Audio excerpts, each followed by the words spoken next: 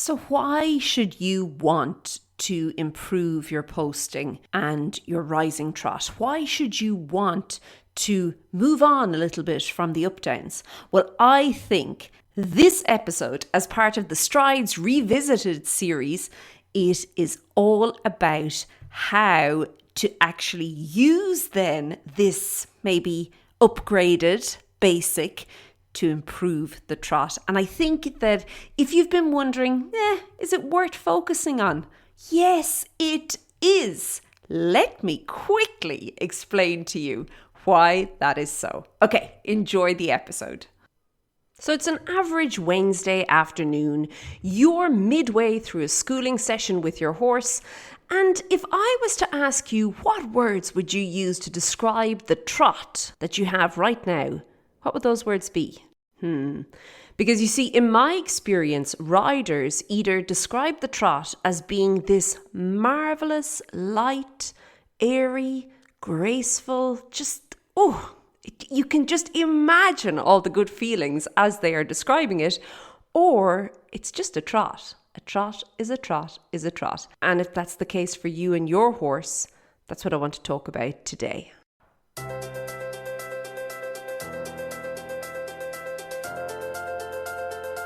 Hey there, my name is Lorna Leeson and welcome to the Daily Strides podcast. I'm an equestrian trainer and a coach, and I love helping riders have better conversations with their horse by, explaining things a little bit more so as you can actually go out and do the things that you want to do with your horse. Okay, so today I want to dive into all things trot, but specifically from the perspective that I feel there are many riders out there who are actually blocking the trot with their seat. Now, if you're thinking, what are you talking about, Lorna? Okay, so I want you to imagine this. So I mentioned about this beautiful, airy, light, lovely, just this, exquisite trot earlier in the intro, okay? And I said how it conjures up all these great feelings inside of us as riders, because I think at some point we all aspire to that, okay? That lovely trot. And yet, for many riders, as soon as they begin to work on that trot, okay, what tends to happen is they end up feeling that it's very bumpy, it's very bouncy, it's very unbalanced, and it's not really that comfortable at all. And all those kind of feelings that they thought they might experience, they're not there. That's not that, okay? This is different for them. And one of the big reasons that happens is because you are literally not able to move with your horse. And in doing so, you're blocking with your seat. But first, before we dive into that, I want to rewind a little bit, because I think that right now, if you are approaching every trot that you ride with your horse from this perspective that a trot is a trot is a trot, and that it's just the 1, 2, 1, 2, 1, 2, and whatever 1, 2 was offered to you on the plate, that when you and your horse began working together, and that was the 1, 2 that was present, you were quite happy to accept that 1, 2. You were like, okay, well, that's the 1, 2. That's the rhythm. There's the tempo. We're golden. No, your job as a rider begins with getting really clear on that 1, 2. Now, you can do this all sorts of different ways, but how I'm going to suggest you do it is start by posting in your rising trot and start noticing the 1 and the 2, and more importantly, the bit in the middle of each of them. Okay, because that is actually essentially what we're going for with the trot. The bit in the middle creates the space. It creates the airiness, sometimes you get this expressiveness about the trot. You see, that's the bit in the middle. The bit in the middle is there. There is a space that is available for the horse to step into. And if you are blocking with your seat in any shape, way, or form, you're not allowing for that space. But again, it all begins with getting clear that there is a space there. And it may be fleeting, hey? Some horses are like the road runner, and they're like with their trot. But really and truly, we want to kind of just get in there and be aware of that space. And then from there, begin to make changes based on that. Now, for many riders, where they begin with all this is they start thinking about, hold on, how am I supposed to know if I am actually blocking with my seat or not? So you're probably thinking, okay, Lorna, I'm committed. I'm going to begin to not be so blasé about my trot. Going forward, actually, I'm going to begin to, what you just said, focus on the space and focus on the 1-2 and each beat being distinctive. Instead of seeing it just as being 1-2 and like that is a stride. Yes, it is a stride. We know that, okay? But that you're seeing the 1 and the 2 and that important bit in the middle, okay, as being really, really, they're all these distinctive parts of the trot, of the stride, that they make up the stride, okay? I think when we talk about walk or about canter, it's easier because, there's more things going on, isn't there? Like in the walk, you have 4 things to consider, and in the canter, you've got 3. And 3 and the space. And the space is really obvious in the canter.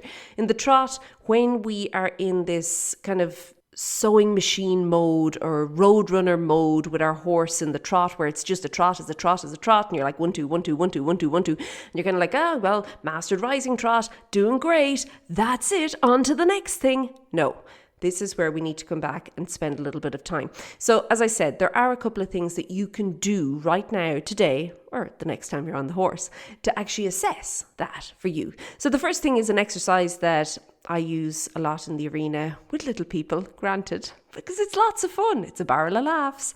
But it is really good to actually begin to figure out how much control you have over your own body. And that is up, up, down. Now, there's probably a really fancy name for this exercise somewhere in the world. I don't know it. I just call it up, up, down, okay? And it is exactly how it sounds. Instead of going up, down, up, down, up, down, now you're going to go up, up, down, up, up, down, up, up, down. So you stay up for 2 beats. So you stay up and like 1, 2, up, you're up, and then down again, okay? It will require that, yes, you're going to change diagonal all the time, but the focus here is not on the diagonals. The focus is on how much you can control your body being up there, and to begin to notice how maybe, potentially, you've actually been relying an awful lot more than you thought on the horse's energy to move you within the trot, okay? Because if that's what you've been doing, well, it stands to reason that you're not going to be very influential. You are being influenced. Now, we need to flip that. We need to get to the point where you're becoming more influential inside of the trot itself, okay? That you can begin to, using your body, using your aids, using your weight, using your thoughts, they're all different aids, we know that, okay? But really and truly getting clear on that and then being able to have a more positive impact over the trot as a whole or in general, okay? And then that, using that, being able to kind of bring it down, step it down, chunk it down to the point where within each stride, you're able to begin to notice the differences and you're able to begin to have the positive effect. So, as I said, next time you're in the saddle, try that. Try up, up, down. Now, the other variation is down, down, up.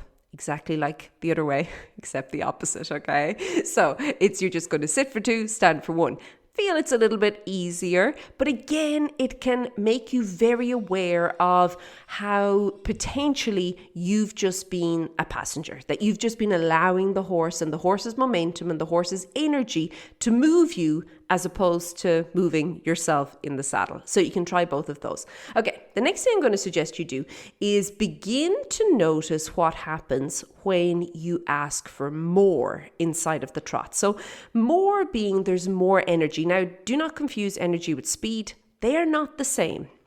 So what I would look for here is that the tempo does not change. So tempo is just how often the beat, okay, the rhythm, the 1-2, so the 1-2 is the rhythm.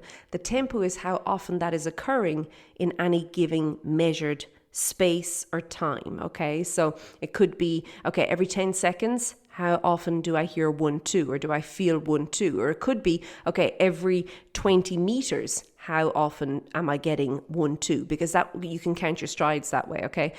What we want is that when you add more in, the tempo does not increase. Very often that's what happens. So people will say, okay, I'm going to work on my trot. I'm going to add more. And next minute they're like, around the arena, like really roadrunner fashion. That is running. That's not trotting. They are very different things, okay? We do not want you running. We want you trotting. Remember the space. The space. Oh, the space. We need the space. The space is really important.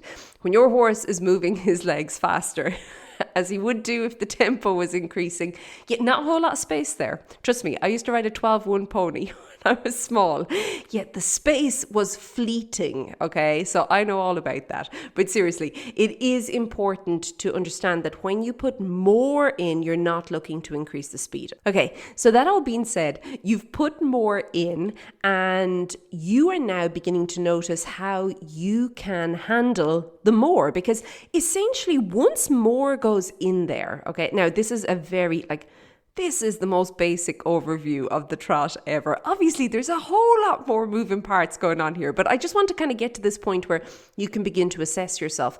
But as you're putting more in, notice how well you can continue to move with your horse.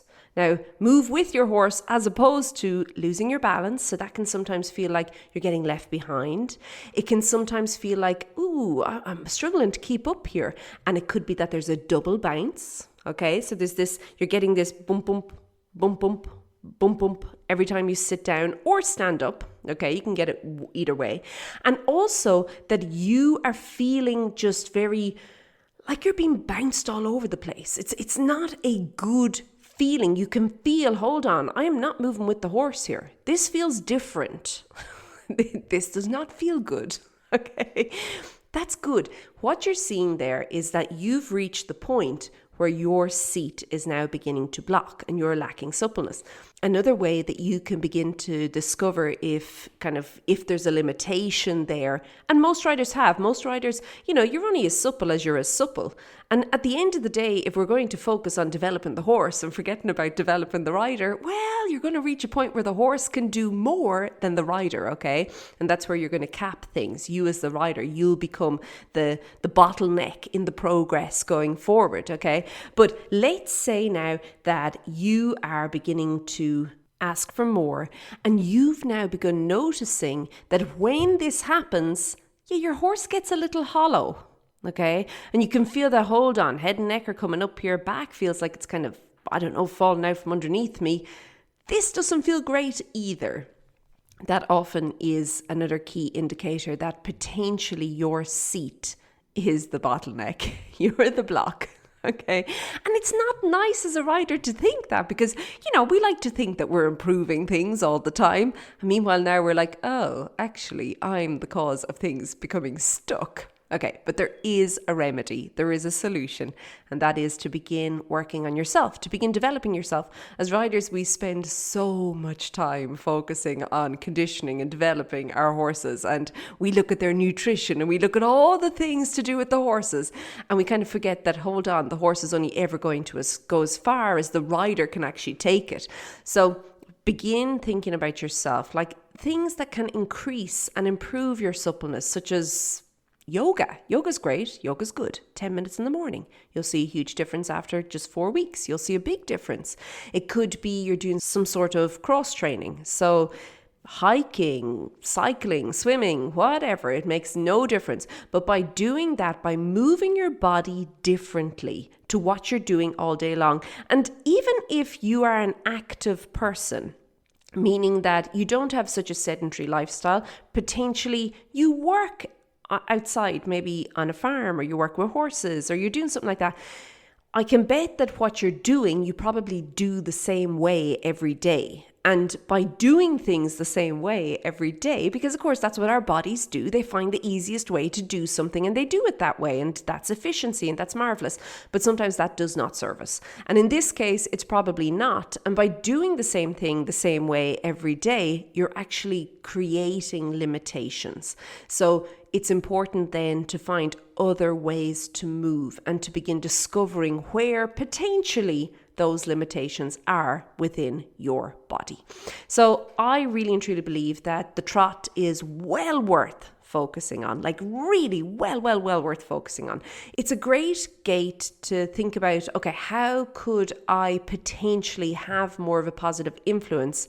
And not so much seeing it as being, okay, well, now I've got the hang of my up downs, my rising trot or my sitting trot. So done, trot. I can check that one off the list. No. That's only the beginning. That's like the gateway. Now you get to see just how much of a positive influence you have going forward. But remember, in order to do that, you must also develop yourself. If you're interested in, first of all, a little bit of suppleness, a little bit of loosey-goosiness, and also just increasing what you can do as a rider in the saddle, I'm going to invite you to join me this upcoming month, February 2022, inside of a program that I actually had years ago. I'm just bringing it back for the month. I'm doing it myself, and I actually asked, did anybody want to join me on it? And a couple of riders said they did. So hey, we're going to do it. If you're interested, you can pop on over to fitforriding.com/go. All the links will be in the show notes for this podcast. And then also, if you're interested in improving your trot, like a better trot, if you want to work on the space in the middle, hey, the bit in the middle, I'm going to invite you to join me inside of Connection. The whole month of January was dedicated to the trot, and regardless of when you listen to this, it will be in there. The month of January, the January 2022 episodes will all be in there, that you can make trot your project and begin seeing how you can start to have a more positive influence with your horse in the trot. I would love to have you there. The link is stridesforsuccess.com/connection. And again, I'll put all the links in the show notes. Okay, I hope you have a great day. Keep well, and I'll chat to you soon. Be good. Bye.